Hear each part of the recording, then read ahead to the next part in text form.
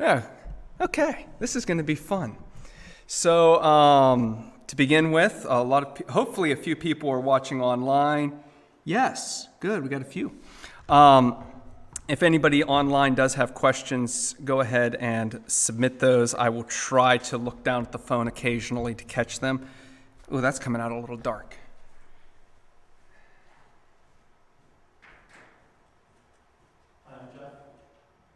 Jeff, this is Linda.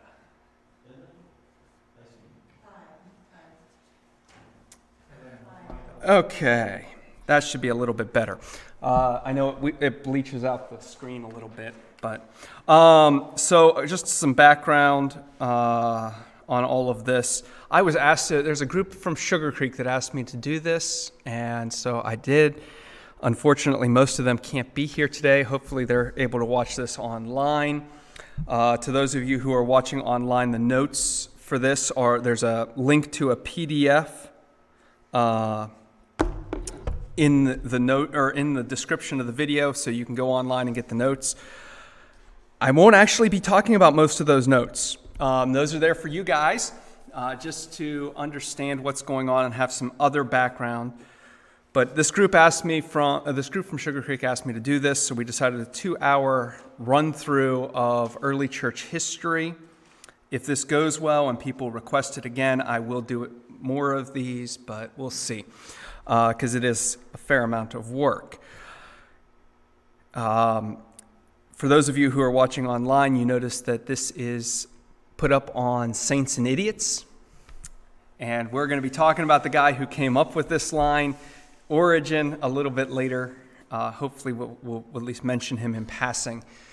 But Saints and Idiots comes from the phrase from Origen of Alexandria. He says, in the deep matters of God, there are only two groups of people who can have definite knowledge: saints and idiots. And the reason is, saints have definite knowledge because they know God and they understand God. Idiots because they think they know God and really don't know how little they know. So I always say I'm not in the former class. I hope I'm not in the latter class. One day maybe I'll be a saint. Hopefully I am never an idiot. But that's kind of the reason why we're doing Saints and Idiots.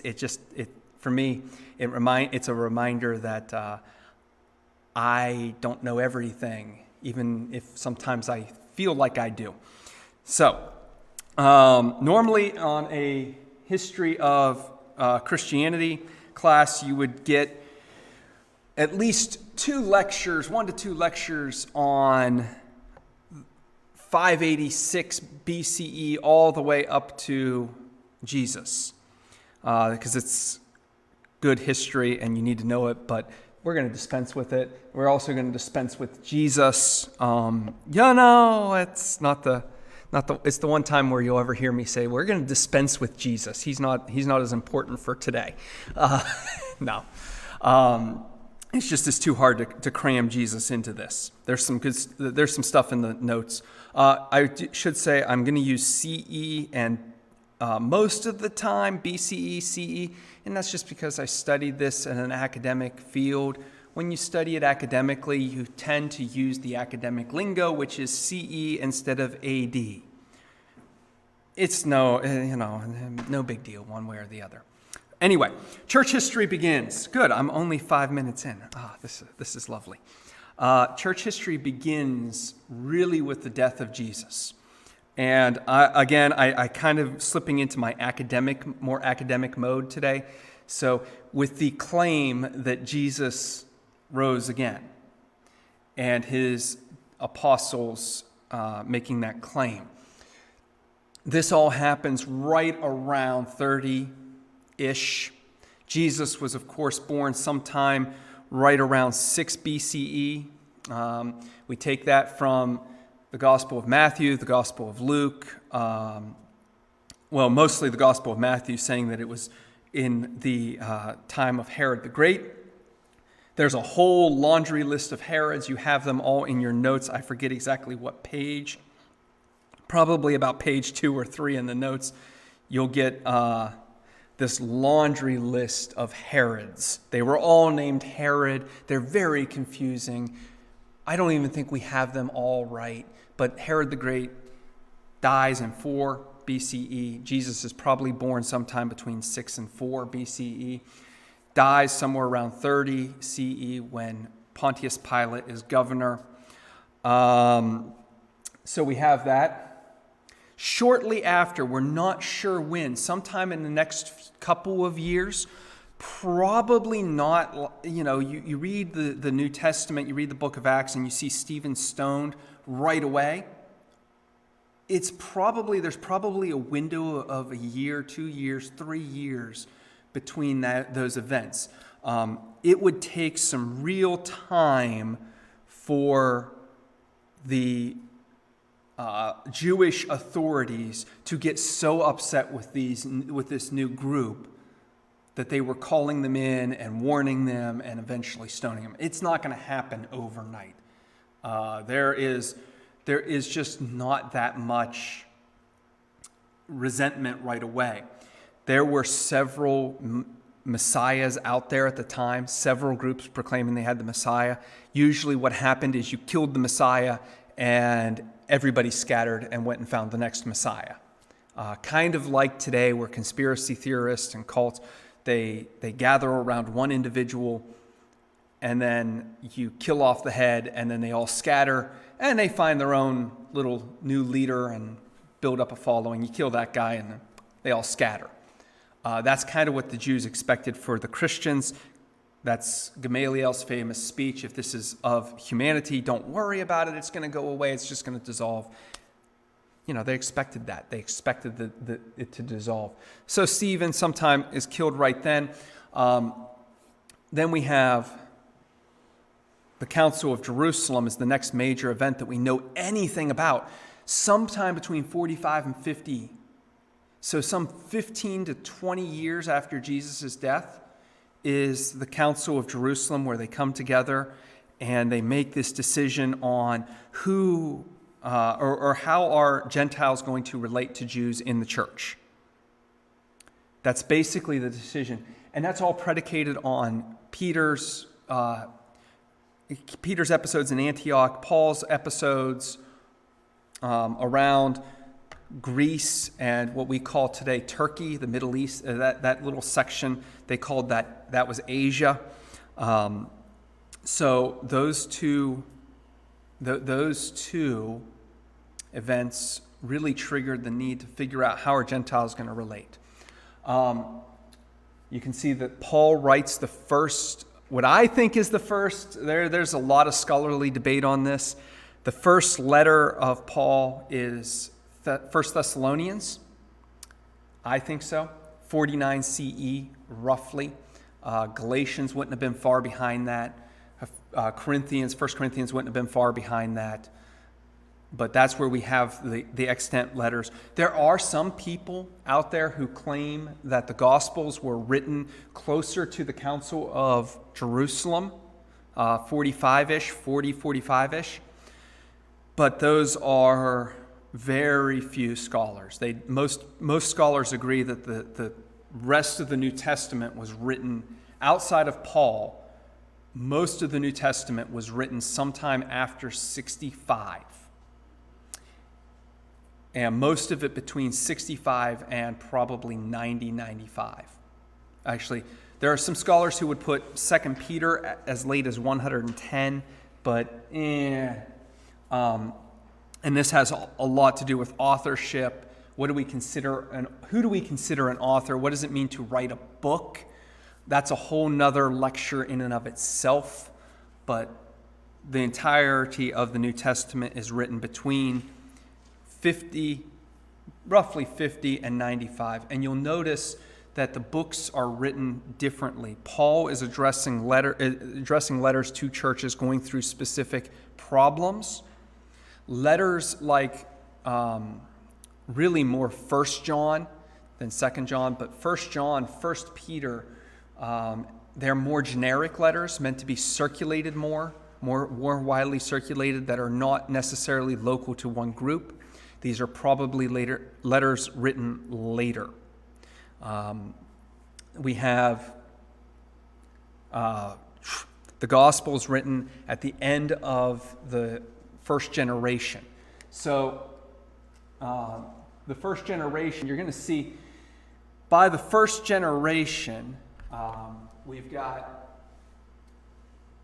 all of this really is well Christianized. Rome and possibly out in here. And then the major cities down here are probably Christianized, have some Christian population. But at the same time, Christianity is still moving kind of slow. There's probably only 10 to 20,000 Christians.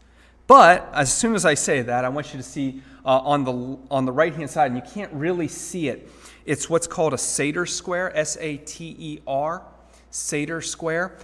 You can Google this. This was found in Pompeii, which Mount Vesuvius destroyed in 73 CE. There is evidence. This is scant evidence, but it is evidence that there was a Christian presence in Pompeii before it was destroyed, which is impressive because Pompeii was not a major city. It was a minor city, so the fact that Christians would have reached a minor city by that point is impressive. It shows some spread that we weren't necessarily aware of. And the Sater square is important because, and again, it gets cut off. I need a new projector. But the Sater square is important because when you rearrange the letters in this cube, and they all spell out the same words, but when you rearrange them, you get Pater Noster, which is our Father, with 2 leftover A's and 2 leftover O's, which Alpha and Omega in the Greek alphabet. So there is this thought process, because we found it on churches, that perhaps this is actually Christian graffiti and a way of writing Our Father so that people wouldn't necessarily recognize it, because the words are just gibberish otherwise, or at least the sentence structure is gibberish. And this kind of symbolism was used by Christians fairly routinely.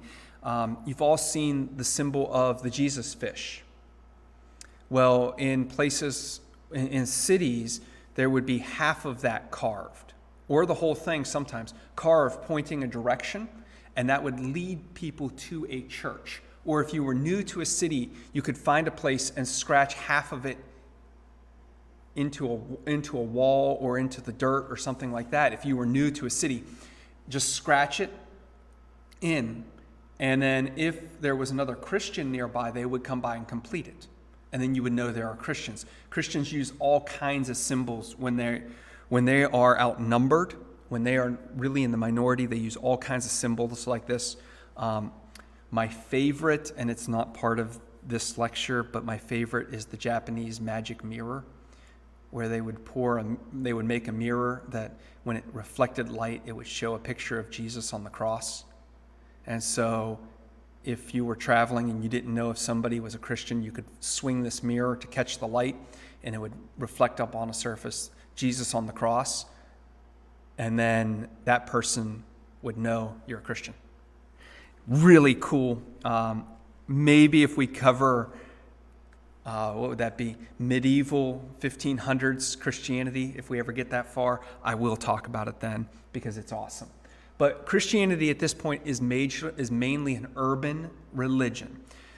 The overwhelming majority of people lived in urban settings, and the overwhelming majority of people lived in very tight communities.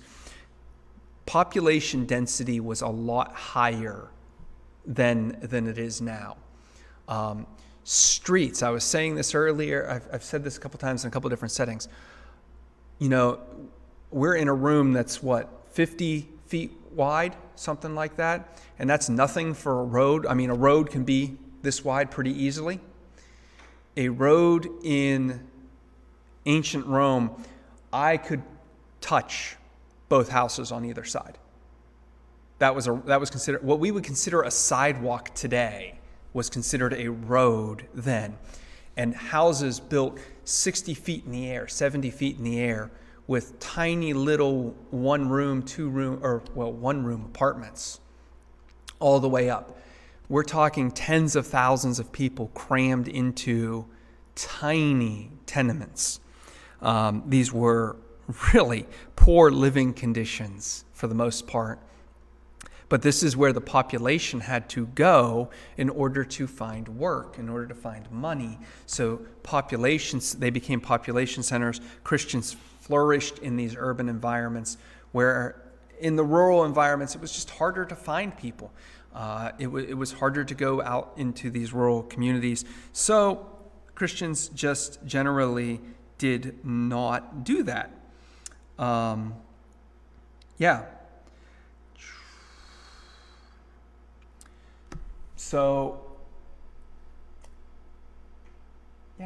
Okay. As they did, obviously, they've come from Jewish to Gentiles. Okay. Now, this is where I'm going to start. Oh, I got one more top. Okay. I don't think I put it in there. No, I didn't. The last thing I wanted to talk about before we really get into the second generation is this. In the first generation is, and I've got to look at my notes to find it. It is all the way back on page, there it is, 7 and 8 in the notes. Yeah. No, not 7 and 8. No. Yeah, I know.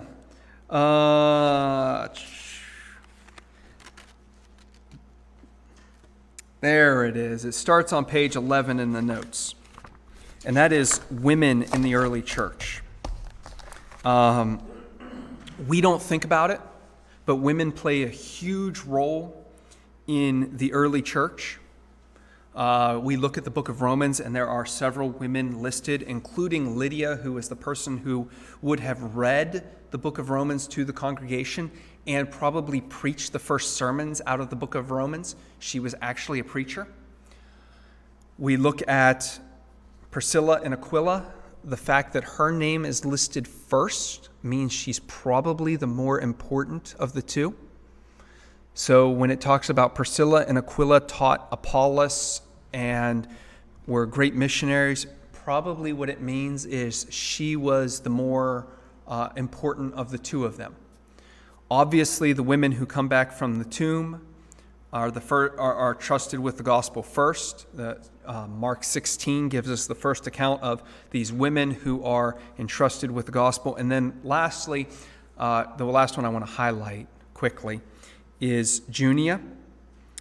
Junia was an apostle, and that comes with a lot of baggage, because when Paul says that in Romans 16:9, that means that she is somebody who has all of the rights and privileges that he has. The rights to preach to the church, the right to write a letter and to expect it to be taken seriously.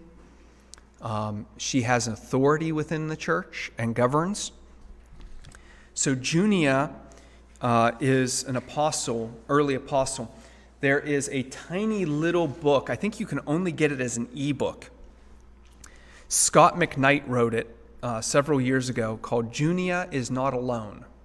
And it's a great little book that kind of captures why the church has forgotten Junia and why these early women actually matter. Now, that's kind of an important those are all important as we go into transitioning into the second generation. The major milestones of the second generation were really were transitioning about 64, 65 CE. Peter and Paul are both executed. Paul is beheaded. Peter is crucified upside down. And this really takes away the leadership. James, the brother of Jesus, had already been killed by a Jewish mob, thrown off of the temple, thrown off the top of the temple, where he broke both his legs and then beaten to death. He had been the head of the church in Jerusalem. Peter and Paul had been the heads of the church in Rome and in really kind of what we would consider modern Greece and Turkey, respectively. These guys were major figures, and with their deaths, we start to transition away from that first generation into the second generation. And this becomes important. The first generation of Christians, doctrine was important, but what was more important was telling the story of Jesus. Yes, it was important that people got some things right about what they believed, but it was far more important to them that the person who was talking was telling the story of Jesus. So Peter and Paul were important not because they were possessors of great intelligence, not because they were people who had this doctrine all figured out. They probably would have been the first to tell you that they didn't. What was important and what made them true leaders was the fact that they had sat with Jesus.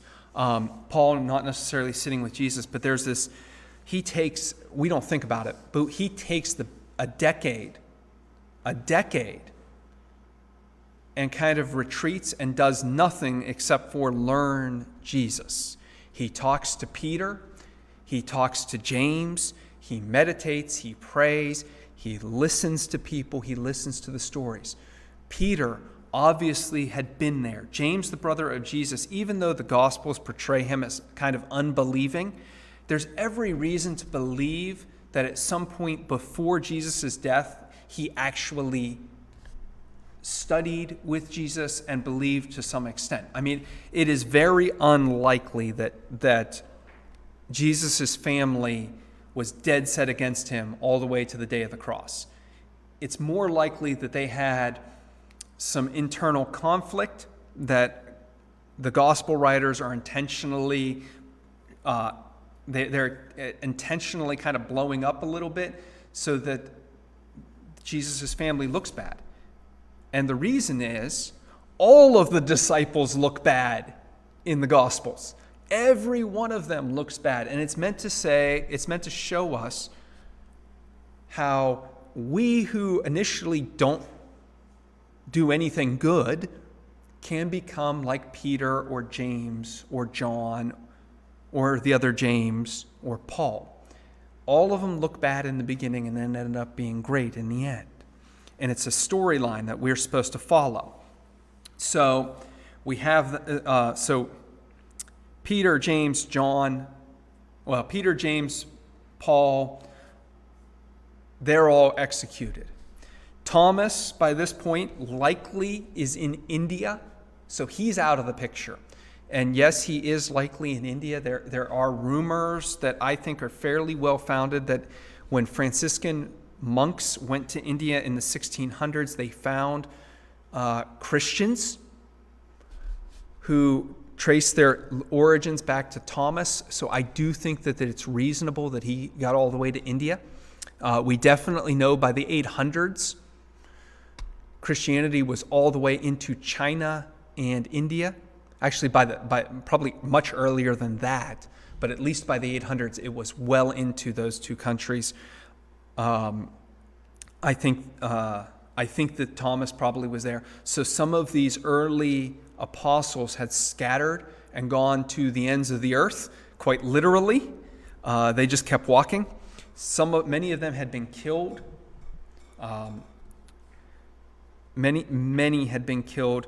And so we have this transition away from witness to doctrine. It becomes less about, did you see Jesus? Did you talk to Jesus? And it becomes much more about, what do you believe? And are we believing the right things about Jesus?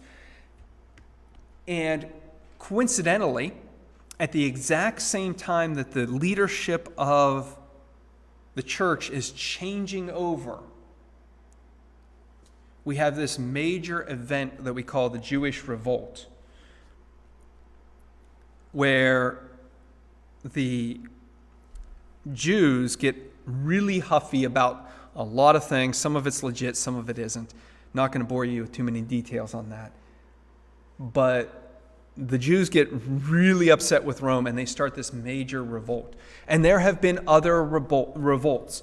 There was a famous one in 6 AD or CE. See, I tell you, I never know. In about 6, there was a famous revolt that was put down, but this was a major one. It was so major that Vespasian, who would become emperor, and Titus, his son, pretty much level Jerusalem. They just take it down. They take out the temple, which is, huge. That is a major deal for the Jews. Herod had built this temple up in the time of Jesus. He spent 40 to 50 years renovating this temple and making it into something that was truly majestic. But in 70, it's wiped out. It's gone. A group of rebels continue fighting the Roman legions and end in Masada with a mass suicide rather than being conquered. They slit their own throats. A group of men go around and kill everybody, men, women, and children, and then kill themselves. So it was a very brutal end. That event was very traumatic for the church as well. It's traumatic for all Jews, and the church still thought of themselves really as Jews at this point. Christians, while the name Christian might have been circulating, they still, if you ask them, there would be a strong tie to Judaism. Even though there were some fights, there were some sibling fights. We read about Claudius expelling all Christians from Rome, or all Jews from Rome, and that would include Christians. It probably wasn't all Jews, but a good number of Jews, because they had been fighting with Christians, infighting. So there was some battles, but they were still pretty much, there was still communication. There were still conversions happening. In fact, there were probably conversions happening both ways. There were Jews who were converting to Christianity, and there were Christians who were Gentile in origin going all the way over to Jewishness, just like today. But that event was seminal. And that event, most scholars believe that event helped shape the New Testament by the New Testament authors saying we need to begin to write down a lot of what Jesus said and did. There seems to be some references. They see all of this happening. They see Peter and Paul dying. They see the temple being destroyed. And they kind of go, well, we need to write this down. And so people like Mark, who was probably Peter's right hand at this point. By the time Peter is executed, Mark is probably Peter's right hand, writes down Peter's story. And then he goes off and becomes bishop of the city of Alexandria in Egypt, and starts circulating what we call Mark's gospel. Lot there, but again, that's another lecture. It's a whole different lecture. We get to the end of the first century, and there's just chaos, confusion, there's a shortage, there's famines, and mismanagement by the Roman government leads to greater famines. It's just it's a complete disaster in Domitian's reign at the end of the first century. And these events make things even more traumatic, and this is where we get the book of Revelation. Probably.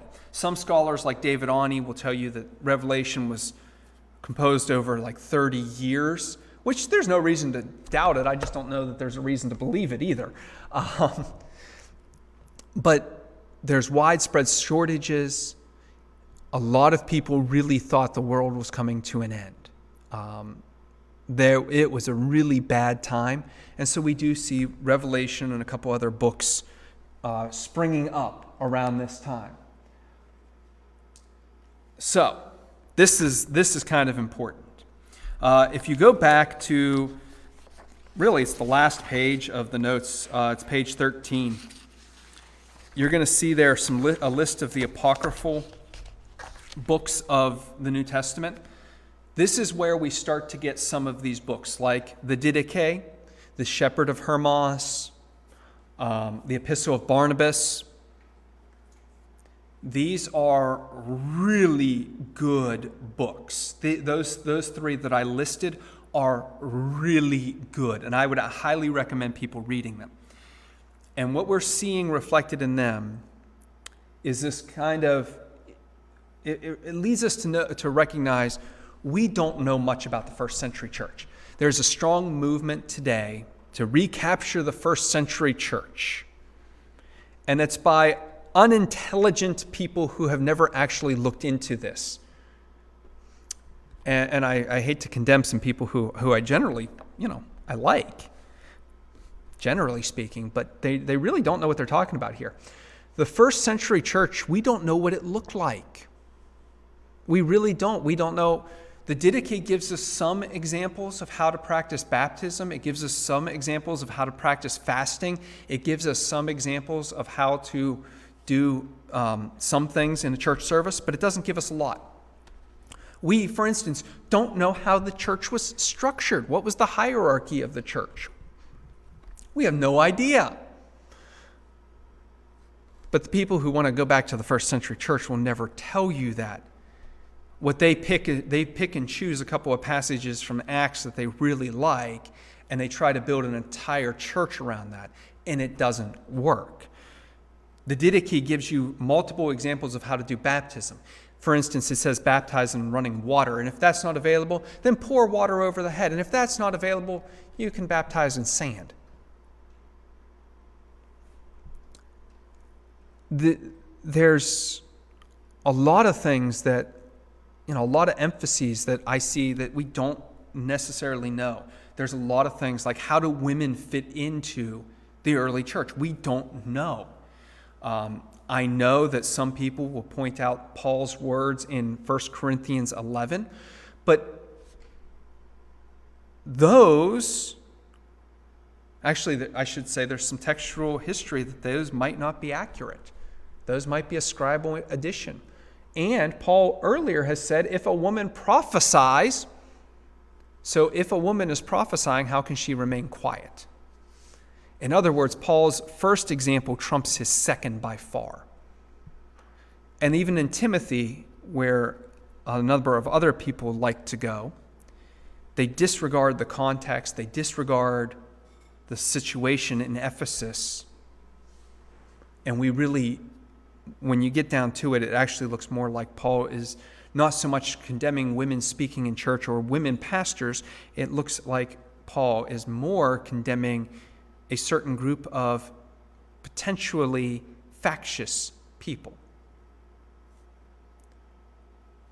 But we disregard that when it comes to the first century church. We disregard a lot of things. And what we have to recognize is the church is an ever-evolving entity, at least in some ways. We carry on the traditional witness of Jesus. We carry on some of the traditional doctrines.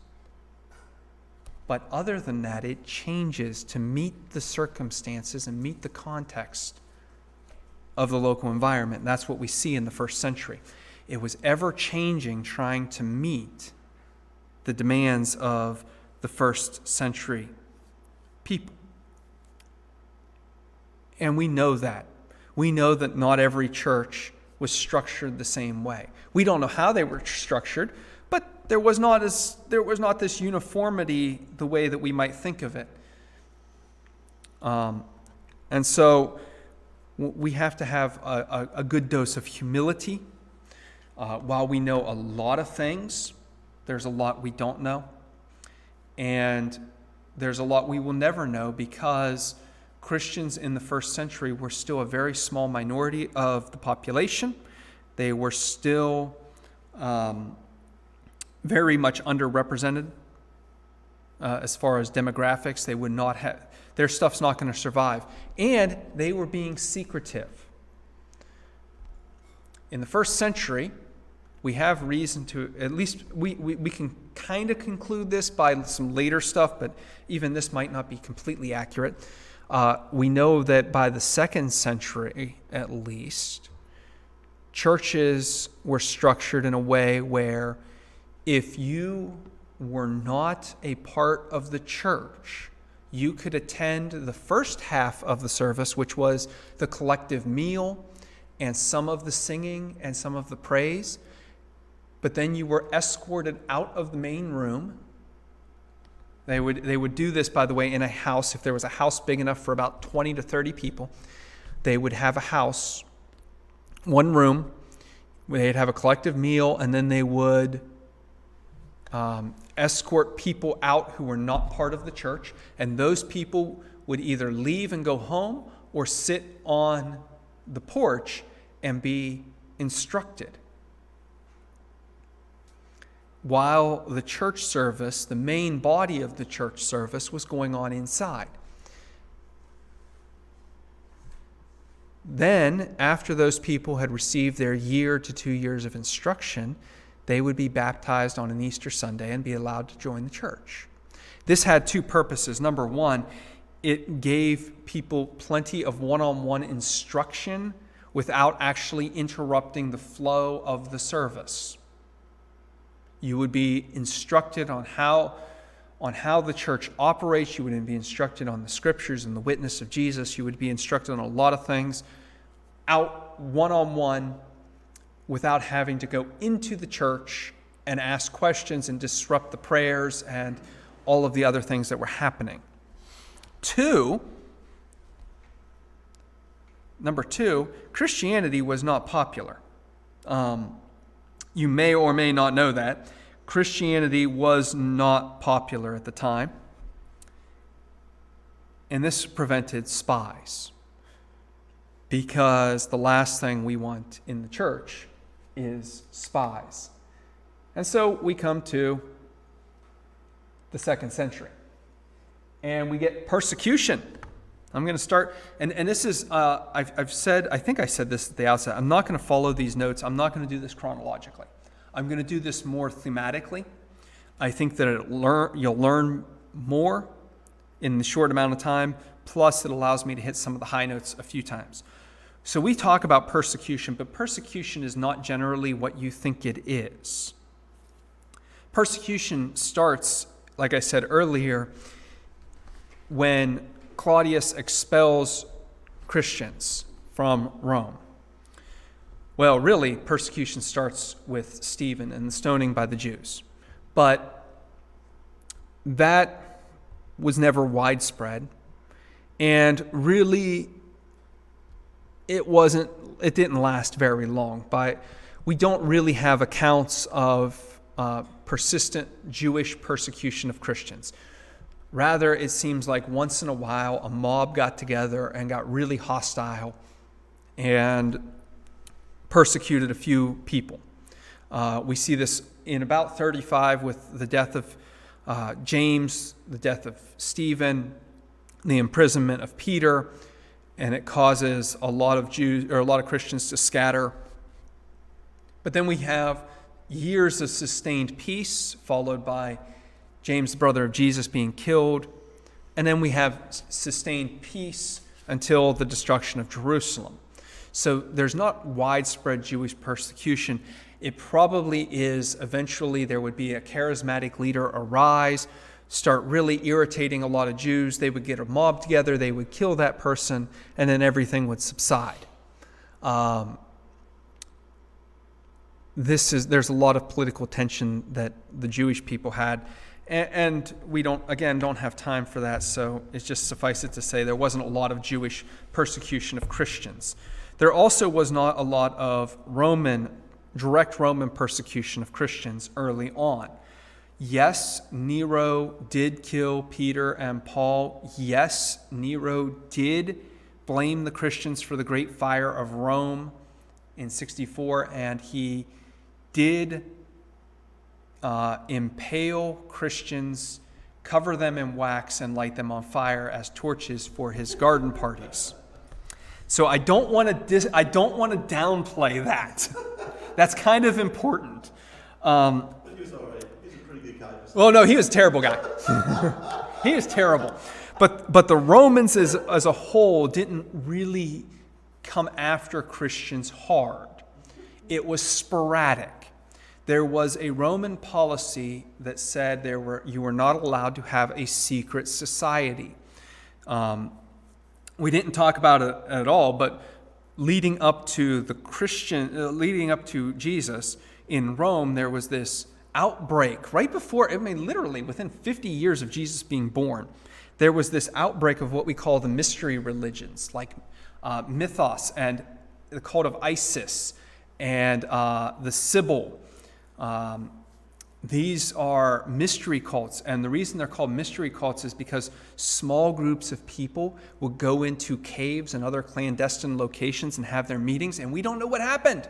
Nobody wrote them down. And those were technically made illegal in Rome because the Roman emperors at the time feared that these small clandestine organizations would become terrorists. Yeah. So there was a ban on private worship in small groups. It was technically on the books, even though it was very, very sporadically enforced. Like the cult of Mithras, it was never actually persecuted. Why? Because it was most popular among the army. And Roman emperors were not about to go in and persecute the army. They just weren't going to do it. But these kind of mystery cults was pro and con for the Christians. Con meant that they were automatically looked down on and made, and it was illegal. They were already despised by the Romans. Pro was the Romans were already predisposed to mystery religions that focused worship on one God and were ready for these kinds of rites and ceremonies. Made evangelism slightly easier. So we have this already in the works, and we have this law that says small groups, clandestine organizations must be persecuted. But the reality was that, with the exception of major events like the fire of Rome, where Nero needed scapegoats, so he selected the Christians and rounded up as many as he could in Rome, killed them, persecutions were very sporadic. We have some letters from Pliny the Younger, whose father was killed in the eruption of Mount Vesuvius, talking about persecuting Christians. So this is in the 70s and 80s. Domitian, at the end of the first century, started some localized persecutions. But we don't really have heavy, what we think of as rounding up and killing Christians until Diocletian in 294. Otherwise, we have sporadic stuff. And these are still horrific events. I'm going to draw your attention to, it's in the notes on the 2nd century, third century, sorry, it's 203, 204 BC, or CE. I think it's 204 CE. The Passion of Perpetua and Felicity. These are two women who, along with two of their compatriots, are killed in gladiatorial games. They are fed to the beasts. And this woman, Perpetua, who is 25 years old, well-educated, and seems to have been a leader in the church, writes this down. She writes down what happens to her, and it is saved by the church father Tertullian in Alexandria and preserved. She is martyred. Her father is drugged before the council, pleads for her to convert or to recant her faith. She refuses. They beat him. She still refuses. And so, despite the fact she is still nursing a child, is drugged off to die before the wild animals. We have a similar story of we have similar stories of bishops being drugged off, but these are really very sporadic events that don't terribly impact the growth the church. It's not like the church had to be for 400 years was cowering in fear lest the Roman emperors find them and kill them. That's kind of, I referenced Japan earlier, that is kind of what happened in Japan, and you see that the Japanese church to this day has remained very, very small. And the traditional Catholic Church from the 1600s was almost exterminated in a matter of 400 years. So when we have similar circumstance, that's how we normally think of Rome, but that's not what it was. It was more of this. This is more the persecution that the Christians faced. Every aspect of Roman life was governed by religion. Your job, if you were a tradesman in the day, if you were a stonecutter or you had a certain job, you had, just like today, a union hall where you all gathered and you ate together and you talked business. The difference is that union hall would have been a temple. It would have been a temple to Zeus or Dionysus or one of the other pantheon. And you would have been expected to go to that temple and perform rituals in that temple as part of your job. If you were a tradesperson, if you were trading, there were elements of trade that were conducted in temples. This is Paul's letter to the Corinthians about going to the temples to eat. It's not like somebody's just going to the temple the way we would go to Steak and Shake. They're not just going for the food. They're not just going because their friends are going to be there. This is actually part of their livelihood. So not being able to interact in the temple in the right way would cause serious repercussions. There's a book on the back page that I highly, highly recommend. I think that he does a really good job, and that's Longenecker's The Lost Letters of Pergamum. He does a really good job. It's fictionalized. It's a fictionalized account. I'm not going to say too much more than that, but it's letters written as a fictionalized account, but it really gets behind the culture of the day. I love that one. It kind of highlights some of this stuff. And it highlights the persecution. It highlights how the persecutions really happened and what went on and how, the real fears of being denounced as a Christian and how that worked in the world.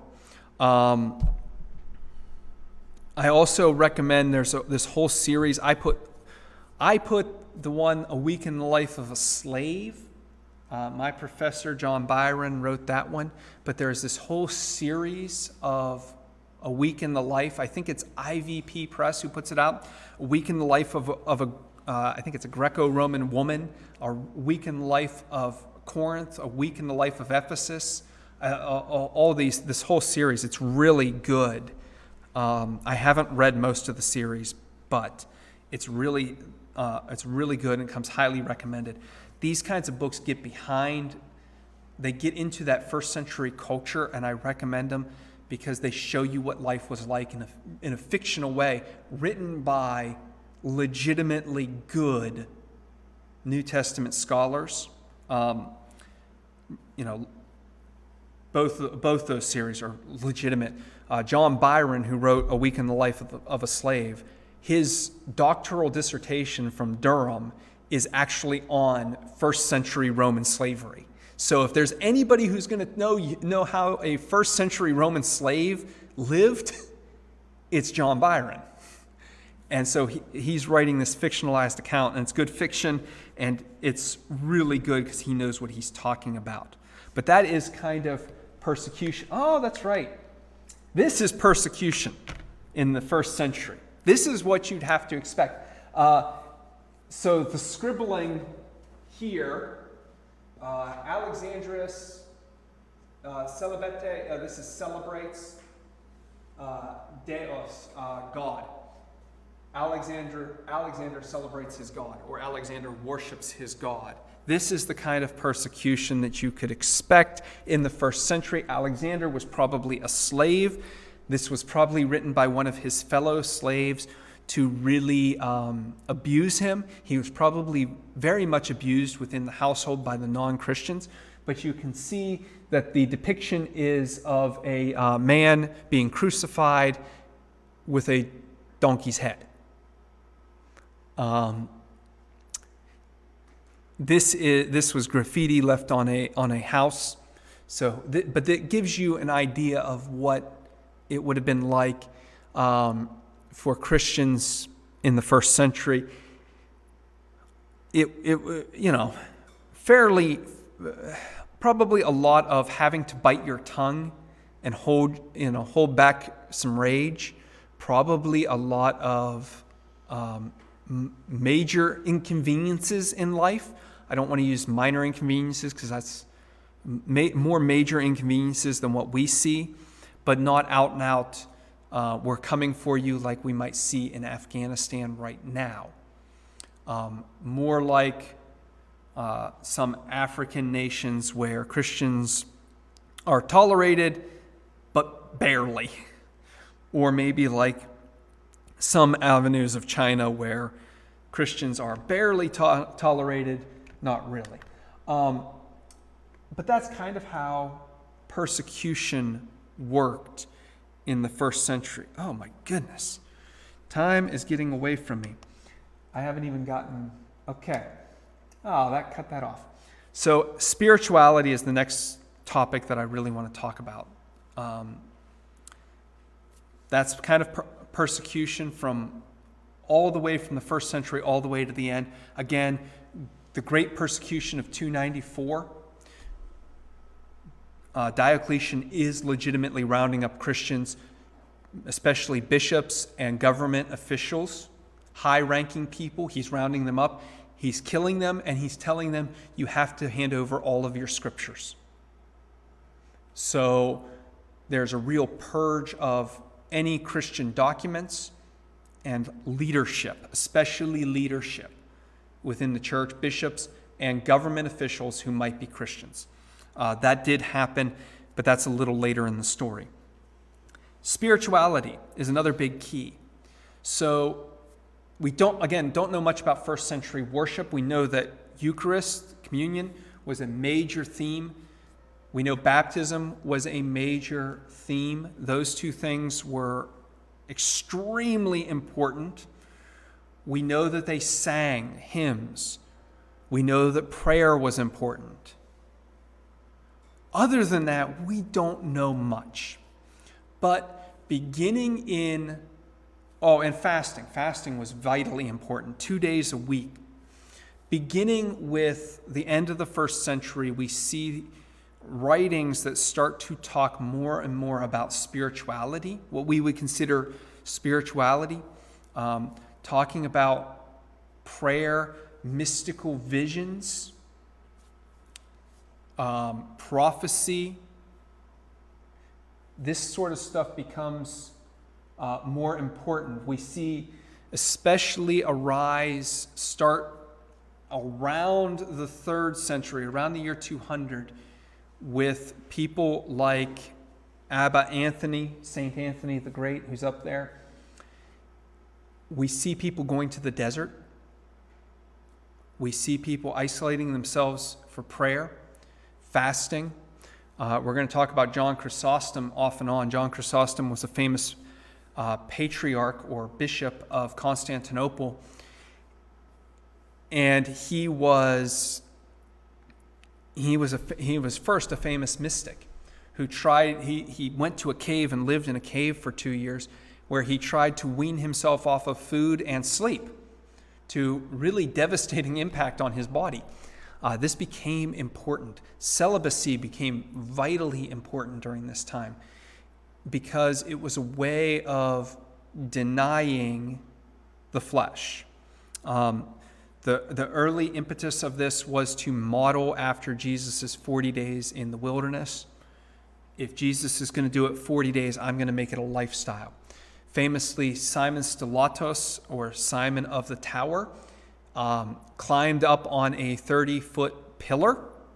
I have no idea how big around it was, but he climbed up on top of a 30-foot pillar with a rope that he would lower down a basket for food and lower down his chamber pot when it was full, and people would raise up food to him, and he lived up there for years and years and years. Sketis, or Skeet, is in the Egyptian desert, and this became a community of like-minded people. Men and women had communities together that would grow and learn together. I pulled some books off my shelf that I thought people might find interesting that are over here.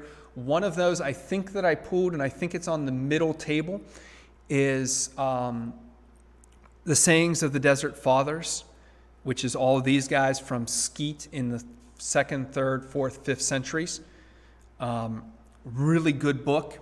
And it's just little pithy sayings that the more you think about them, the deeper they become. Like, go to your room and it will teach you everything you need to know. Okay. And you have to think about it and ponder it. And they were known for fasting. St. Anthony famously only ate, and the man lived to be over 100. He famously only ate one meal every other day. He was a tough old bird, and he'd live plating reeds into mats and baskets to sell. And they would take these to market and sell them, and that's what they would use to buy their food, and that's how they lived. It really speaks volumes to me that these guys lived in the desert and plaited reeds and were very isolated, only spending hours a day in prayer and only talking sporadically. It especially speaks volumes to me as I have 4 screens open right now and a camera trained on me. I have 2 computer screens, a tablet, and a phone all active at this second, and I'm talking about guys who went out into the desert so that they didn't have to talk to people. But then they would say things like, even out in the desert, temptation is still there. And it was not just men, women did this too. The collection that I have of the Desert Fathers, I believe, is only the Desert Fathers. But I put a different book in the notes here under the further reading section that actually is the Desert Fathers and the Desert Mothers. So I do recommend that one. You'll get people like Saint Mary and some others who I'm not as familiar with. I know Mary. I don't know if Macarnia is in there or not. I don't know the whole list, but they become popular. We see people like Ephraim the Syrian becoming popular. Ephraim is a famous hymn writer, and so I'm going to give you at least, this is part of Ephraim's Nativity hymn number 7. Son of the Maker is like unto his Father as Maker. He made himself pure body. He clothed himself with it, and came forth and clothed our weakness in glory, which in his mercy he bought from the Father. From Melchizedek the high priest, a hyssop came to thee, a throne and crown from the house of David, our race and family from Abraham. Be thou unto me a haven, and for thine own sake, O great sea, lo, the psalms of David, thy father, and the words also of the prophets come forth unto me. as it were ships. That's just a little. It's really good, deep theology that Ephraim tried to popularize in his songs, and these became very widespread. We see others begin to start writing collections of prayers. We see John Chrysostom he will be in the 4th century. He writes liturgies for the church. We begin to see some of as it goes by, we begin to see this kind of development of a purely spiritual side of the church. And it gets a little divorced from some of the rest of the church. This is one of the elements that I kind of want you to see, is we're going to start to see that there are some in the river. If you picture the river of Christianity, or if you picture all of Christianity as a river, you're going to start to see that there are channels in the river. There are currents in the river. And this current of spirituality becomes one, and let's put it all the way off to the extreme left. It becomes a current, and it kind of gets isolated, and little bits of it get broken off from the river of Christianity over here. Like Montanus, who said that who believed that he was a prophet. And he walked around in the 150s saying that he was a prophet and that God revealed all of Scripture through him, and that any written Scripture could be disavowed. He and 2 women walked around, and they were very charismatic leaders who were ultimately condemned because they didn't believe in the Scripture. That's where that current of spirituality took some people out of the main body of the river and pushed them off to the side because they didn't want to stay connected. They just wanted to be in that little current. This is what we're going to see kind of become the nature of Christianity. The idea that these branches, as Christianity moves more and more away from the foundation of witnessing Jesus, it becomes easier and easier to spread out to the wide sections of the river and get caught up in things like pure spirituality, which eventually pushes people off to the side. We'll talk about them later, yeah. But those kinds of groups, they move away. But yet we have these people who stay in the stream. People like Ephraim, who writes hymns. People like St. Anthony and so many other great ascetics who live out what it means to be Christian, trying to pray and understand God deeper. And then that brings us to St. Augustine, who we're going to talk about probably again and again, who wrote the first spiritual autobiography, a book called Confessions. If you've never read Augustine's Confessions, you need to read it. It is wonderful. It is life-changing. But it is the story of how he found God. And it's part deep theology and part personal encounter. Like very charismatic personal encounter. So I highly recommend that. Major heresies. Good. Okay. Somehow I was thinking when I put the slides together that I would go straight from spirituality to heresies, because this is what happens in the church. We get focused in on one thing and we start to get these heresies. So we get things like Gnosticism start creeping in. As we start to move away from the first century, leaders are witnesses to Jesus, and the witness to Jesus is the most important thing, and start to move towards doctrine being the most important thing. We get things like Gnosticism. Gnosticism says that the God of the Old Testament was an evil God who trapped the spirits, or trapped our spirits, in a physical world, and that all physical matter is evil. It is the pagan side of asceticism. People like St. Anthony wanted to control the flesh and bind it and really limit how much the flesh impacted their daily life. So they went out and they fasted and they prayed and they remained celibate so that they would conquer the flesh. These people just went whole hog and said, the flesh is bad, it's evil, and it must be destroyed. And so Jesus came to destroy our flesh, which isn't true. It goes against Christianity, and so Christians were left to talk about it. We've talked a little bit, yeah. Man, keeps cutting this stuff. I think all of these are listed. I'm pretty sure all of these are listed in the notes. So they're just listed chronologically. But we have beliefs that Jesus only appeared to die on the cross, that he was truly God and never really human, only appeared to be human, and so he never really died. And we have Arianism, which says that Jesus was completely begotten by God and never had, is not co-eternal. He's just a lesser being. He's a being lesser than God and greater than us. These were all condemned as heresies because they don't give adequate place to Jesus. The wonderful thing is that we still have some respect for Jesus in this time.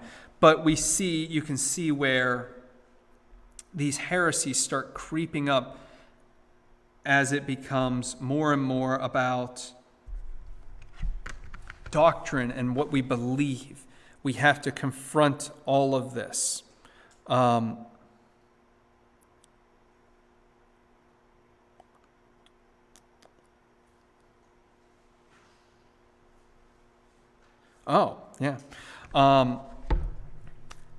These become major heresies. In response, we start to see some of the major figures of the church. And you'll notice, they all come from Africa, or many of them, early on. So we have Alexandria down here. You see Jerusalem's here, Antioch, Alexandria, Carthage, and then Hippo is over here. And those become the major cities. Antioch, Jerusalem, Alexandria, Carthage, and Hippo. Well, Hippo not until Augustine later in the 5th century. But major cities, Alexandria, Antioch, those are the two primary cities of the church. And the church starts to move south and really into Alexandria. Now, this is important.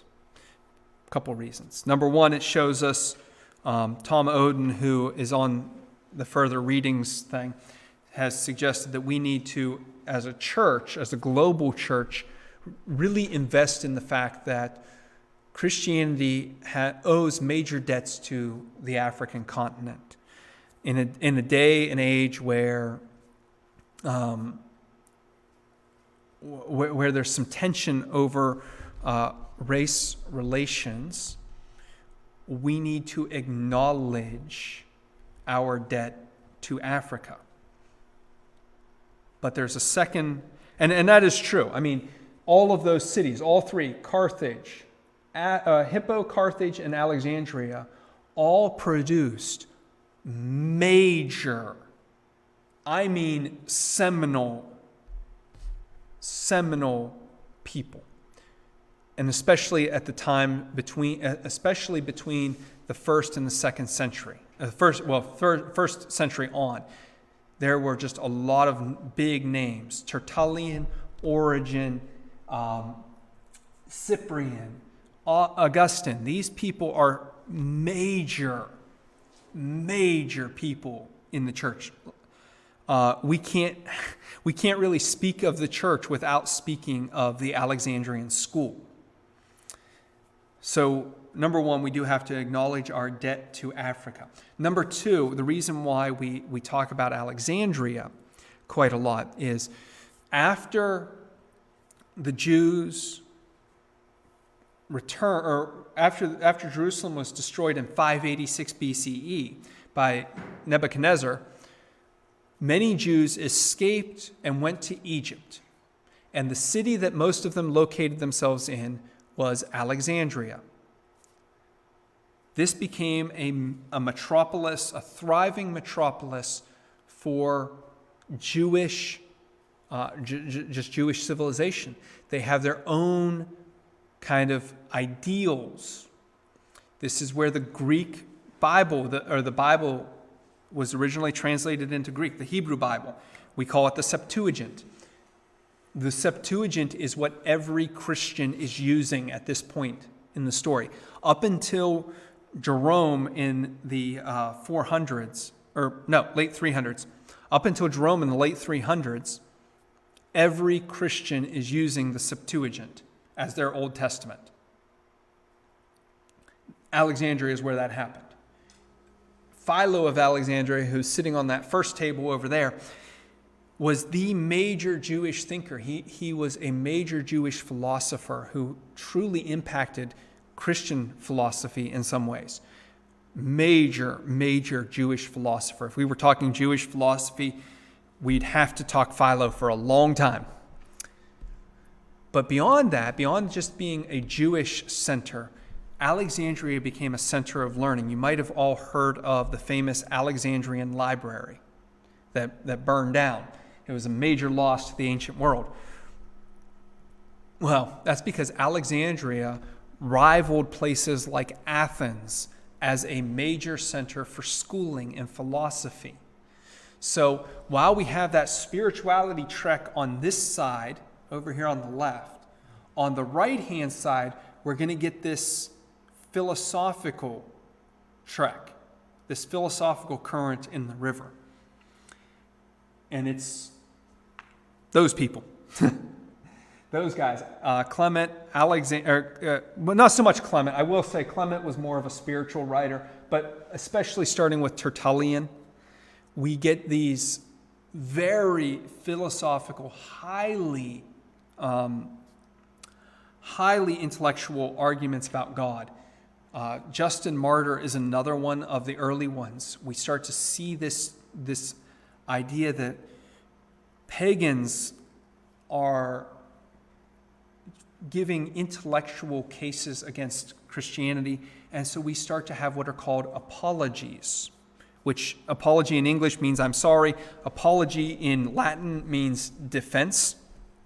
So these are written defenses to confront claims made about Christianity.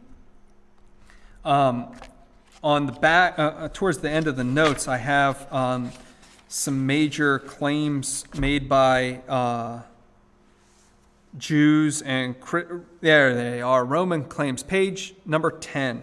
Roman claims against Christianity and the refutations. These claims were actually legitimate Roman claims, like Christians are cannibals. They eat the blood of infants. That is something that Justin Martyr, I believe it's in his first apology. It might be in his second, but I think it's his first apology. He confronts that and says, of course we're not cannibals. That's disgusting. Don't you see what we do for babies? Which we'll get to that too. But these people, this is the rise of Christian intellectualism. People like Justin are the first to really respond to Roman claims. Origen, part of Origen's career was made on his book against Celsus. Celsus, we don't know anything about Celsus other than what Origen quotes from him. But he was a pagan philosopher who made these claims against Christianity, and Origen's entire book against Celsus is simply his refutation of the claims that Celsus makes. Marcus Aurelius makes claims against Christians. Other philosophers of the times we start to see this growth of Christian defense, which is going to come in as the heresies become more and more prevalent. So Gnosticism Christians start writing doctrines against Gnosticism. They start writing against Montanism. They start writing against Docetism and all these other isms, beginning in about 100 and going all the way through this period. And they start to get more and more hard line on some issues. And you notice what that's doing is tapering Christianity. So as these Christians begin to react against the different schisms and the different philosophies that are out there, they're actually unintentionally drawing lines around Christianity. Because it's just like the Supreme Court. What one church father says, another church father is going to repeat. And eventually, if enough church fathers say it, that's kind of more or less how we look at things, for right and wrong.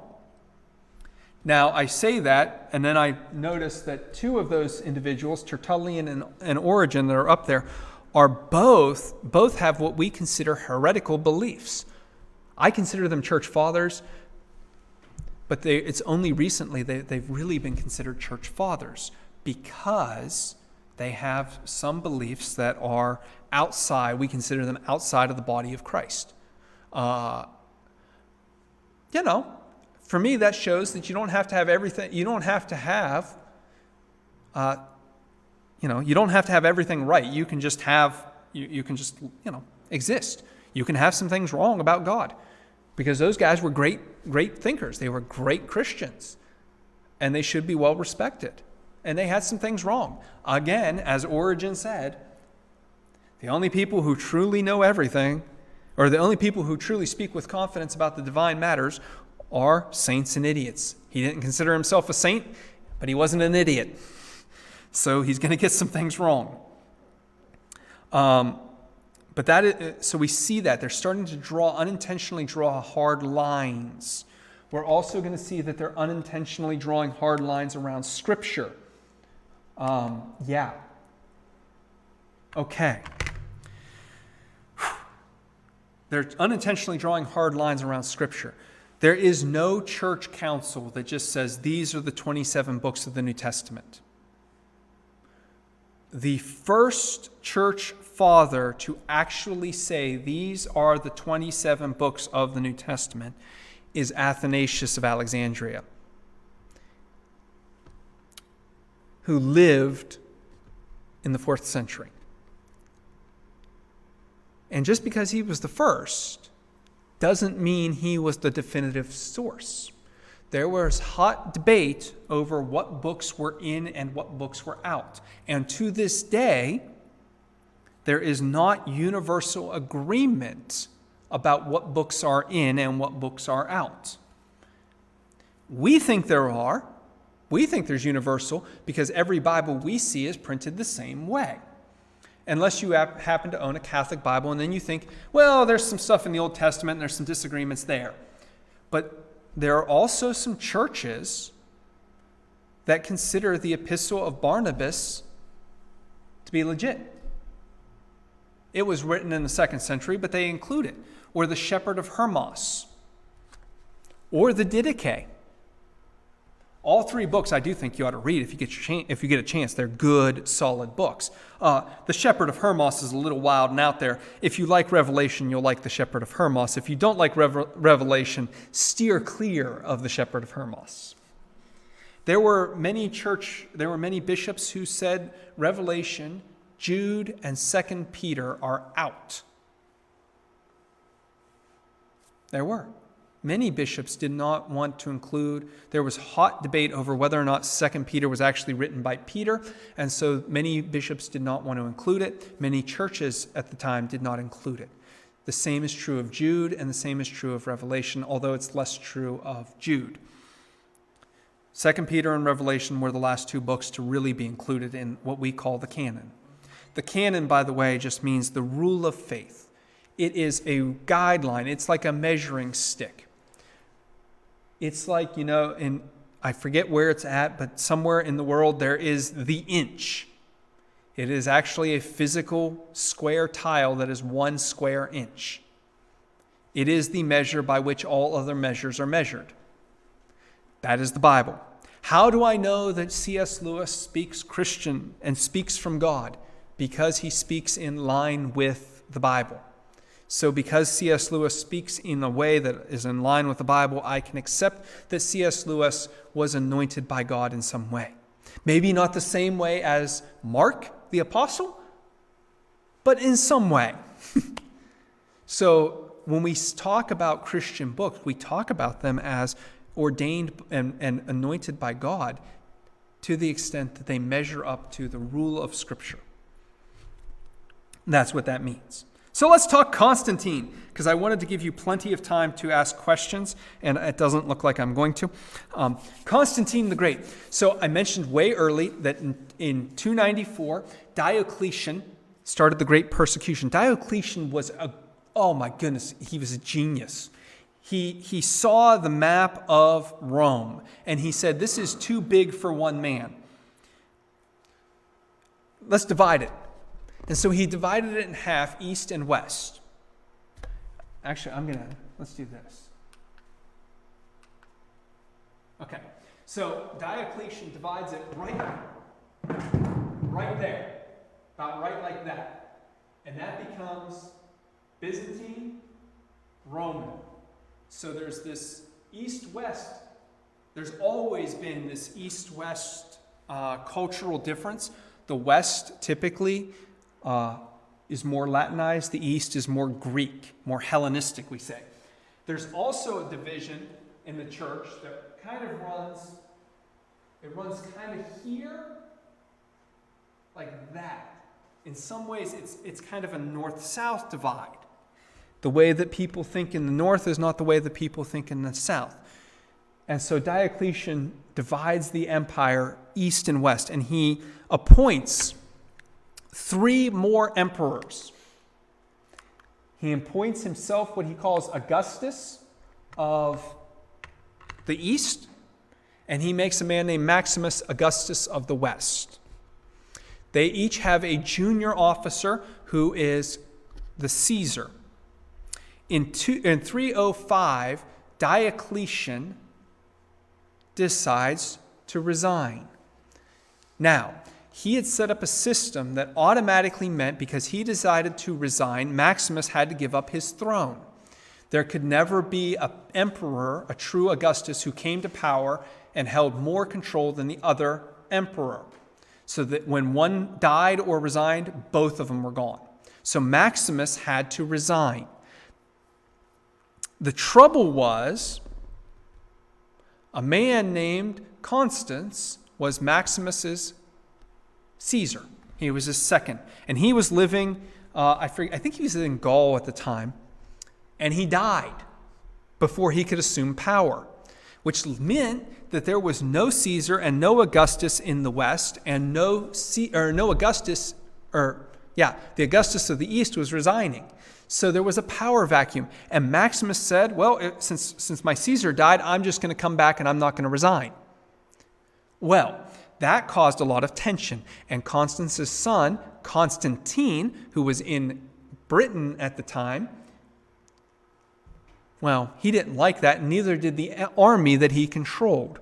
And so Constantine marches to Rome with the blessing of the army.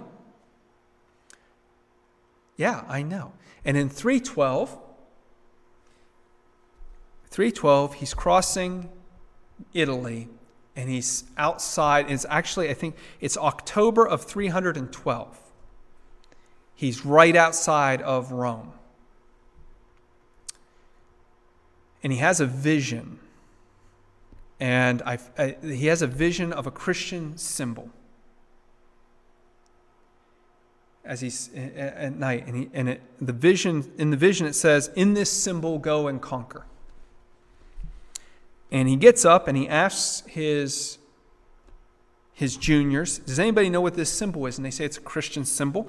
And he goes out and he adorns all of the shields in his legion with the Chi Rho, which is if you go into the sanctuary, up on the altar, there's a cloth, and it has the Chi-Rho in the middle. It looks like an X with a P in the middle. The X is the Chi. What looks like a P is a Rho. They're Greek letters. They're the first two letters of the word Christos, or Christ. And so Constantine has those emblazoned on shields, and they march on Rome in the name of the Christian God. Now, by this time, despite the great persecution of Diocletian, which has just ended, Christians probably make up a significant minority in the Roman Empire. We're talking 30 to 40% of the empire, maybe more. They were a significant minority. And in places like Rome, there is every chance that they were a majority. Again, we are talking about one major city. This would be like saying in the United States, Muslims today make up a significant minority. And if you go to one city like Dearborn, they're a majority. It's not to say that Christians overwhelmed by any numbers.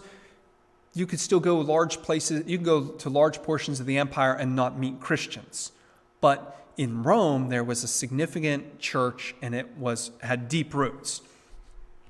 And again, Diocletian, who is persecuting the church, is in the eastern half of the empire, so his persecutions are not really hitting the West as hard as they were the East. In the East, they were losing bishops. Alexandria was losing a lot of bishops, a lot of high-ranking people. A lot of people were recanting. Rome was relatively stable as far as the church goes. Here comes Constantine. He conquers Maximus, kills him, becomes sole emperor. Because Diocletian, doesn't really outright become sole emperor, but he's the only one with real power right now. There's a few armies. It's going to take him a few years. It takes him until about 320-ish, which is about 7 years to really solidify power. But he's the major player at this point. He's living in Milan, and in February of 313, he issues what we call the Edict of Milan. And the Edict of Milan says that Christianity is henceforth a legal religion within the Roman Empire. Not the religion of the Roman Empire, a legal religion within the Roman Empire. He gives tax breaks to the clergy and to the church. He helps the church. He finances the church. He builds churches. And as he consolidates power, the church becomes more and more prolific. With the exception of Julian the Apostate, who rises to power shortly, very briefly in the 330s after Constantine's death, there is not another truly pagan emperor of Rome. And I say truly pagan in the sense that there's not another emperor who doesn't at least claim Christianity in the way that presidents of the United States at least claim Christianity, whether or not they actually serve Christians. So this is a fundamental change. We see the... Oh wait, let's put that up there. That's just as important. 380, when the Emperor Theodosius makes Christianity the official religion. That's actually more important in some ways than 313, because at that mark, with the Edict of Thessalonica, the church has power. You cannot serve in the Roman army unless you're a Christian at that point. You cannot be a government official unless you are a Christian at that point. It becomes the religion of the empire. So those two dates are both vitally important, and in some ways the second one is more important than the first one, even though by 380 Rome is pretty well defunct. So in the West, at least, you're not going to have,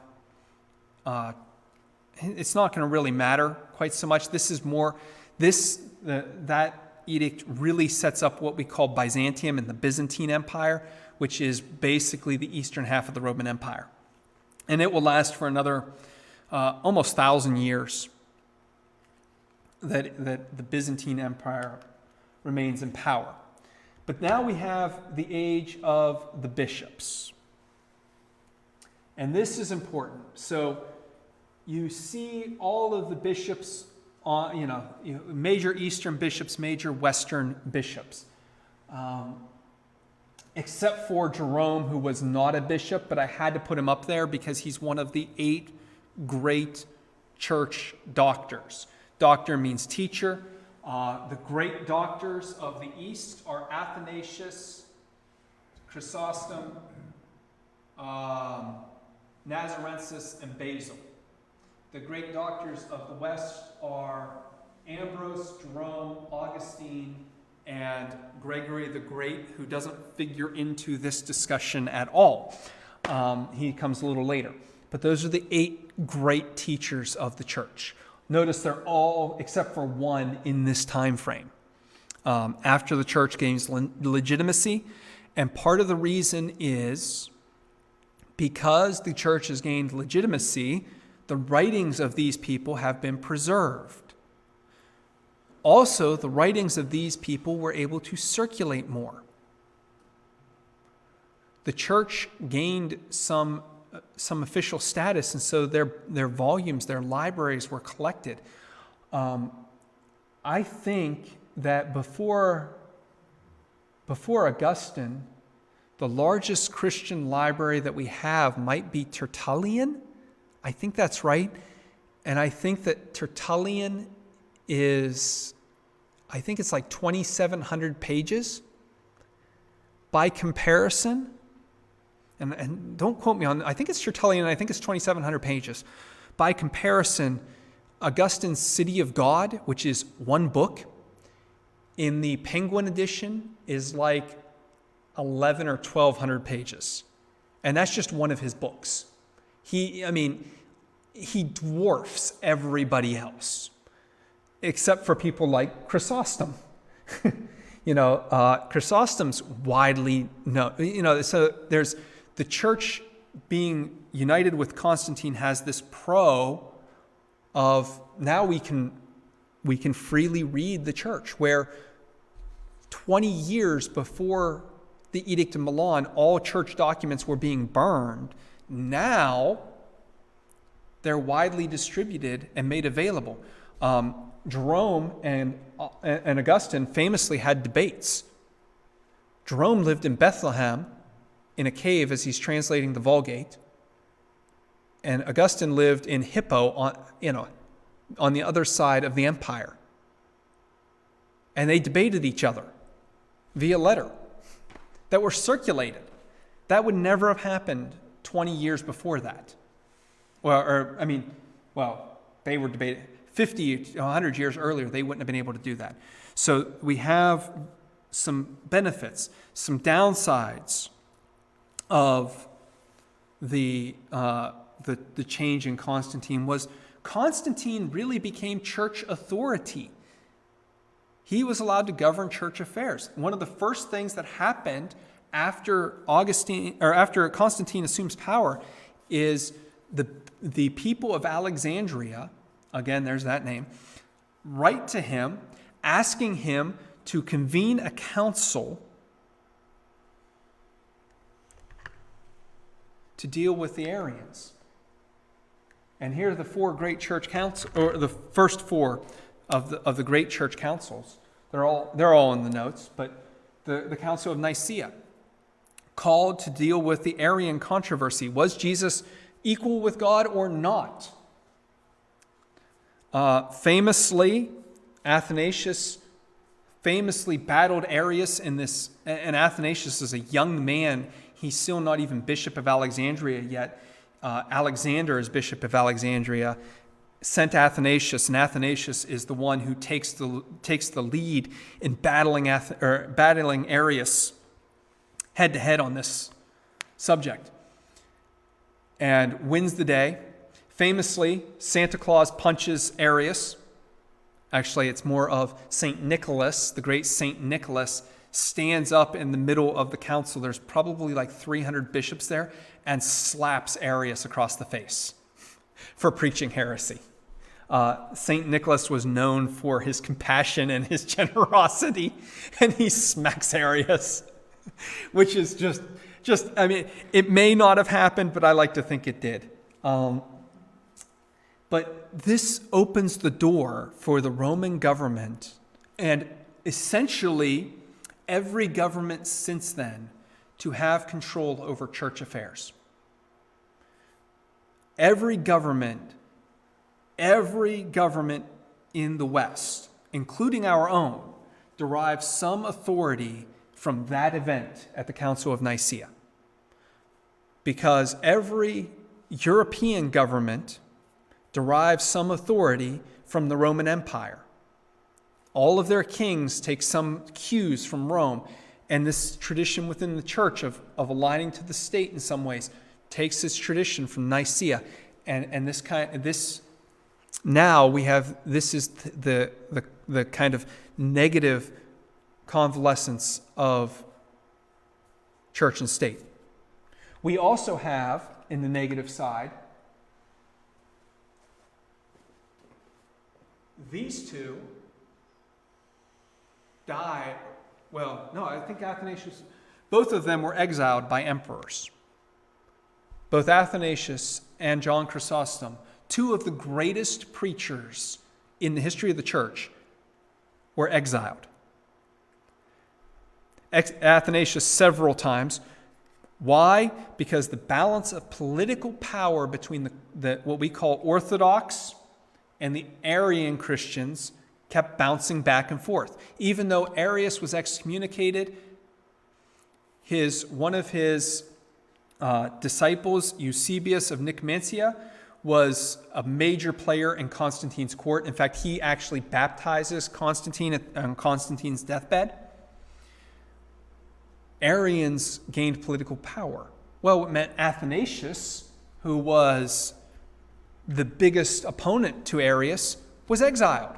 John Chrysostom was exiled because he was in the capital of Constantinople, and, well, he compared the empress to Jezebel because she was extremely greedy and had a ton of clothes and liked to show off how much she had. And so he said that in a sermon, and he was therefore exiled and died on his way to exile. So we have this, now the church has to appease the state. We have to now watch what we say because of political games. This is one of the drawbacks to Constantine. Before Constantine, preachers pretty much just said whatever they felt like about the emperor, and the church kind of went, yeah, you're right. After Constantine, preachers had to be a little more careful. Also after Constantine, the church got subsidies for helping the poor. Before Constantine, there was no real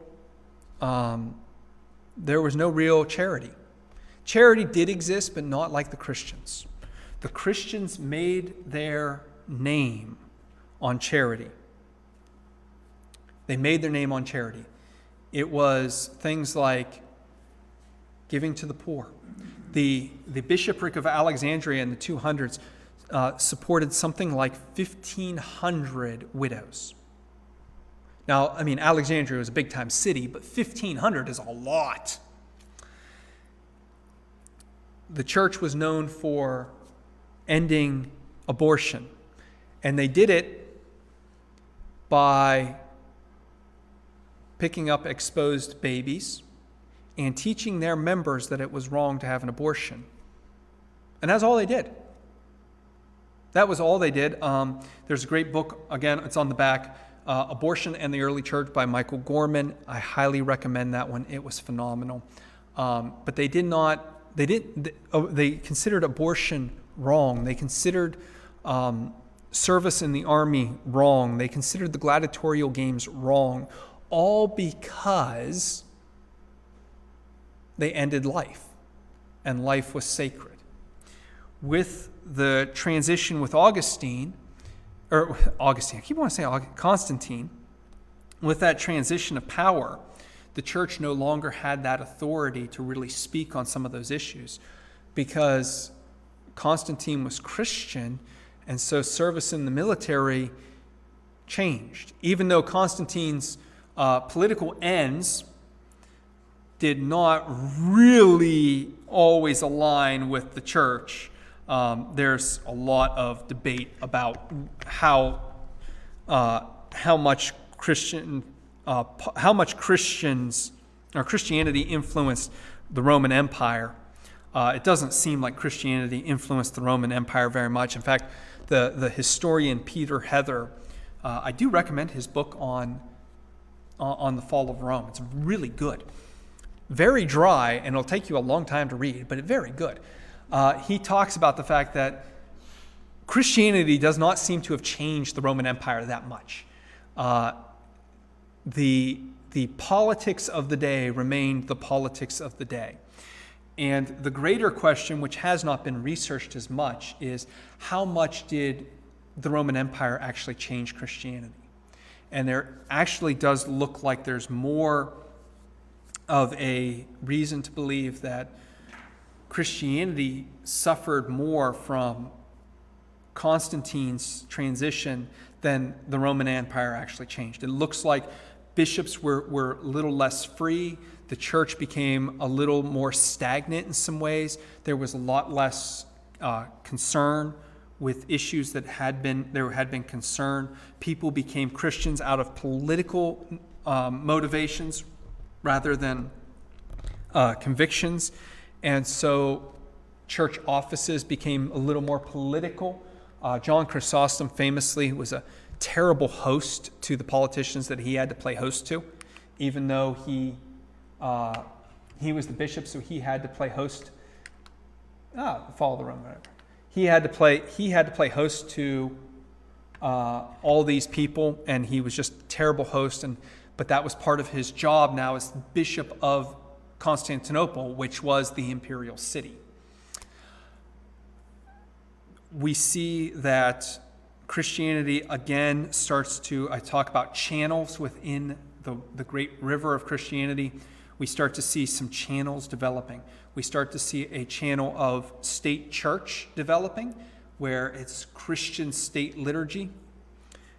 And that channel starts to progress, and it becomes kind of the hierarchy of the medieval Catholic Church, which even today, the Pope wears the robes of a Roman politician. That's the exact same way that, I forget which Roman office that represents. I think it's a legate, but it actually literally is supposed to look like a Roman robe. We have a hierarchy, or a kind of a stream of this Christian intellectualism, this bishops. You notice that the great doctors of the church all come from this time frame, the great teachers. I have several books over here by some of them. They become, that Christian intellectual stream really takes off. And then a third stream that really starts to take off is this blend of, it's what I would call practical Christianity. This is what people actually believed in their day-to-day lives. I didn't put this one on there, but Ramsay McMullen has a great book on this, Christianity and Paganism in the 4th through 8th centuries. That one's a little more technical, but he gets on how Christianity just starts to blend Roman paganism and Christian ideas, and it's kind of this overlay. We had all these Roman pagan ideas of a pantheon of gods. We'll just overlay the cult of the saints on top of that, And so these beliefs evolve and don't really go away. And we see that all the time where our ancestors' beliefs that are outside of Christianity, we just kind of tend to overlay Christianity on top of them, and it doesn't really change their belief structure. It just kind of slowly evolves away. And as the roots of that shrivel up and die, those beliefs will tend to die. Even like today, the cult of the saints means something completely different than what it did back in, say, 500, when it was really beginning. So it evolves, and the church can kind of rope it in, but that stream of practical Christianity starts to really take off. And you will notice, if you traced it, if we had more time, I would do some of this. Each of those streams, state church, intellectual church, we also still have that spirituality church, and that common person, I like the word vulgate, it just means common. Vulgar church, all have they have this core Christianity that's right, and then you'll see little trickles that go off, and little streams that kind of break away and try to form their own traditions and eventually dry up. But what we're starting to see is things like Vincent of Lorraine, who says that what Christianity is the things that have been believed always, everywhere, by all people at all times and in all places. Which, again, you're starting to see Christianity defined more by doctrine than by witness. You're seeing that theme. It's not the witness of Jesus in all times and in all places by all people. It's the doctrines. Christianity is just beginning to develop into what do we believe, which is in some ways the wrong way to look at it. And the fall of Rome, nobody really has a great date on when Rome falls, but these are the dates that matter. Rome just kind of fades into nothingness on the western side, and petty kings take over, and the church becomes the institution. In the East, Christianity and the Roman Empire thrive. They call themselves Byzantium, and it really thrives. I also didn't talk about it because it's just hard to fit into all of this. There is a major church that extends from Syria in the Middle East all the way to China and down to India. It's called Nestorian Christianity.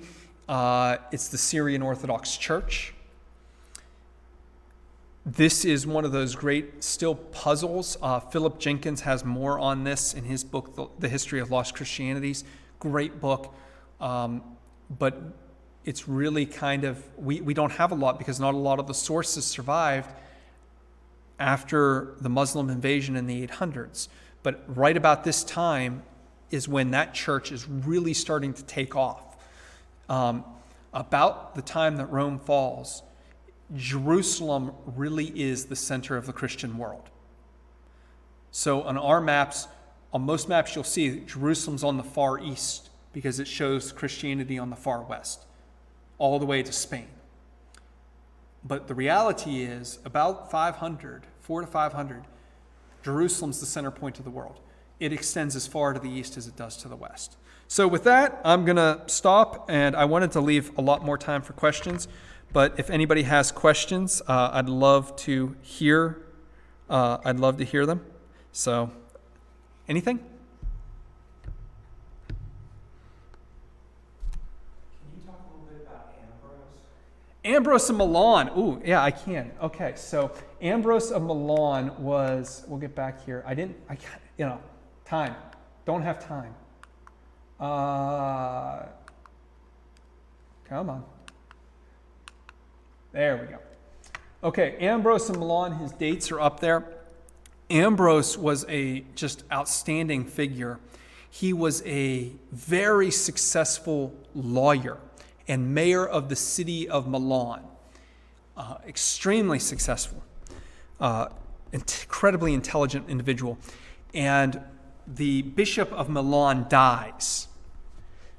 A mob literally goes to his door in the governor's palace or whatever, the residence there, picks him up, carries him to the cathedral, and sits him on the chair of the bishop and installs him as bishop. He then goes on to write a series of he's an outstanding thinker. He writes a lot on church controversies and against heresies. There is some confusion because Ambrose was credited with some commentaries that are equally genius, but are definitely not him. We now call that person Ambrositor. He's also in your notes, but he does not. We don't know who it is. His writings got confused with Ambrose and was given credit. But Ambrose is this great writer who really takes the lead in some critical controversies. But he's best known for his tutelage of Augustine. Augustine comes to Milan in his young days as he's really searching. Augustine was a very troubled soul, but a great thinker. And he comes to Milan and he sits under Ambrose for a number of months, and I think actually years, learning from Ambrose. And eventually that is part of what sparks Augustine's conversion. So yeah, he's a tremendous thinker. The Gnostics. Yeah. All right. So in my teaching that I've been taught, the Gnostics were about trying to get a supreme being. Yeah. And in your definition, it doesn't talk about any supreme being at all. Yeah, and there's so the Gnostics that's kind of an umbrella term for a lot of different groups who have some different theologies. Typically, and I didn't use supreme being in the notes, but yeah, there's this overarching deity who they don't really talk about much, and then the God of the Old Testament who creates everything in the world, but he's really an evil God, and this overarching God sends Jesus kind of as an end around to undermine this to undermine this Yahweh figure of the Old Testament and release all of the spirits from the captivity of the body that this Yahweh has devised for us. And we know he's evil because he commands all kinds of violence and bloodshed in the Old Testament. And so he has to be evil. And yeah, let's. So if I wrote a paper or wrote something about saying it was a supreme being, I would be wrong. No, supreme being. There is a supreme being. He's just not factored in much. It's usually a contest between Jesus and the God of the Old Testament. Okay. Yeah, at least from what I've read. Again, the Dead Sea Scroll, or not the Dead Sea Scrolls, the Nag Hammadi Library is over on that first table, I believe. Check out the Nag Hammadi Library. This is a trash dump in Egypt where we found tons of ancient scrolls. Or no, not a trash dump. Sorry. Wrong one. It was a jar in Nag Hammadi in the deserts of Egypt. It is a group of clay jars that were found buried in the sand that contained Gnostic scriptures. Yeah, it's really cool. Some of the Gnostic scriptures are almost Christian, and some are really far away from Christian. Just like a lot of other books that we'd find, some are really close and some are really not so close, and you wonder, what is the connection point here? So, yeah. Second question I have is when Titus destroyed Jerusalem, would you say that really put a damper on the Jews converting to Christianity because the Jews were almost basically wiped out? Because you know that James and Peter were really hoping that it would be a continuation of the Jewish. But then Paul really took off and it became more of the pagan religion that took off, or the Gentile, not the pagan, but the Gentiles really took off. That the destruction of Jerusalem really hindered the growth of moving the Jews into Christianity. So it does become a real problem. So in 70, with the destruction of the temple, it decentralized a lot of Jewish practice, and what we think of as Judaism with the synagogue and other things is kind of a Pharisaic Judaism, or at least the descendant of it. It's not a continuous line, but the descendants of a Pharisaic Judaism, that they decentralized worship, which meant that Jews kind of spread. They didn't completely leave Judea. It wasn't until after the Bar Kokhba rebellion in, I think it was 130, where Rome just completely, they plowed Jerusalem under, and they said, get out. So that was 130. That was 130. So there were still been Jews in the area that we think of as Palestine. So it's 130 when they basically destroyed all of Jerusalem, animals included. Yeah, pretty much everything. They just. That wasn't Titus, that was really.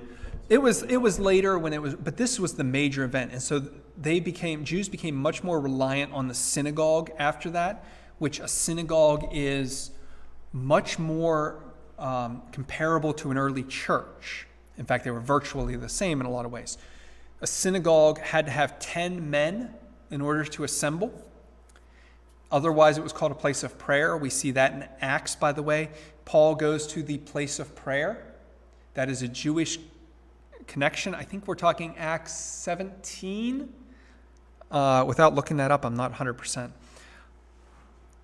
But a place of prayer was a place where Jews gathered to pray and worship, but it did not have 10 men, so it could not be called a synagogue. The synagogue would have been a house of worship, and because these became localized, and generally speaking, like Christians, you did not have too many buildings that were set aside as specifically synagogues. You would use houses or public buildings or wherever you could meet. It's kind of hard to find how many there were, where they were, because not every synagogue is going to have this nice mosaic tiled floor that tells us, oh, synagogue met here, or oh, this was a Christian church. You didn't advertise your presence quite that ambitiously like we would today. So we don't always know where the synagogues were. But yeah, that would have made things harder on Christians because it would have isolated Christians from Jews more. There still would have been Jewish conversions, but if I'm going out in my day-to-day work, in my day-to-day life, I'm going to try to convert the people who are around me. And suddenly, where somebody like Paul could go to a Jewish meeting place and go, okay, all the Jews are meeting here on Saturday, I'm going to go on Saturday and meet them. Suddenly, that second and third generation of Christians doesn't have quite that luxury necessarily. It's not going to be as public. They're going to have to go, okay, let's see if I can find them. And if I find them, the Jews are going to be a little wary of Christians coming in because they're now outsiders. So there's a whole dynamic. Yes, it would make converting Jews that much harder because they are destabilized and decentralized. Anything else? Nothing online, huh?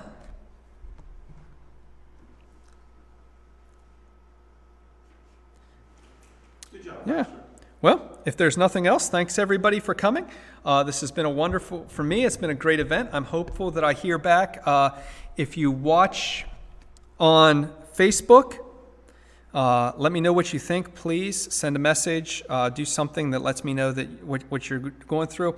If we want to do this again, we'll pick up from about 500 and go through. So, if nothing else, thanks for coming, and I'll see you next time.